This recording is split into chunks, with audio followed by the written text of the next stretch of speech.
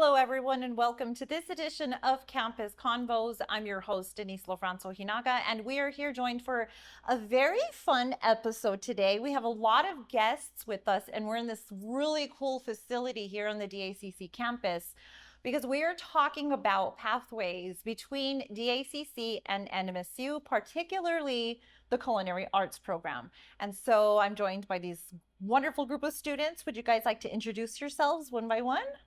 My name is Christian Hicks. My name is Elias Brito. My name is Fernanda Lara.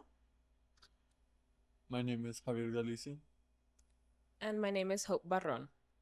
So two of you all are current students here at DACC, and three of you are former students of DACC and now at NMSU. Tell me a little bit about what your experience was like here at DACC before you went on to NMSU, and why did you go to NMSU? Okay, well, for me personally, my experience here at DACC in the Culinary Arts program was very good. It challenged me, it pushed me, and I was able to break out of my shell compared to how I was when I was in high school. So being here in this program, it not only taught me how to handle failure, but how to stand up and continue and try again. I don't know.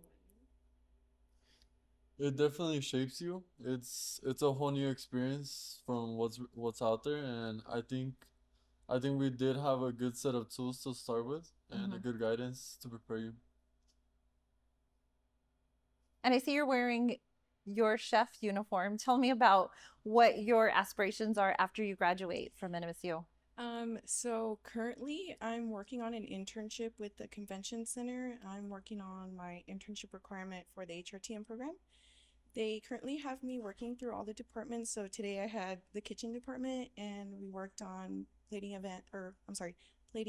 for the luncheon for the TransCon event. It's an event for 750 people, so it definitely prepared me a lot for what's going to go on today. I really love the program, especially because it's so much different than a regular classroom experience. We get to work next to each other, we work together, we work in groups, and it kind of shows us how to work on the spot. So we think on the spot, kind of make a decision from there, and it's a group-based decision. So it's not just you making the decision, it's everybody helping in. And that prepared me a lot, especially for this internship now. It's all departments working together, everybody has a hand on, everybody's helping. So the experience was great, and it definitely shapes you for what's going to happen after the program. Very fast-paced and tasty. Absolutely, yes. And so current students, tell me why you picked DACC. What was it that felt as like it was a calling to you to come here? I guess since I was little, I've always liked the kitchen, but like now knowing like we had this program, I like jumped in right away. I wanted to do it. Yeah. The same as Elias. As a child, I always wanted to be a chef. I seen my dad cook all the time, and I knew about this program because I did FCCLA competitions in high school, and I was introduced to this program. And I love Chef Drake, Chef Castro. She's amazing, and they all really helped me grow. So any advice that you all would have to someone that's out there maybe watching and say, hey, that might be along the path that I want to go. Do you have advice for a student that might follow along your path? I would tell someone that's wanting to be an inspiring young chef, stay passionate, stay determined. When life throws those little hiccups at you, don't back down and never give up.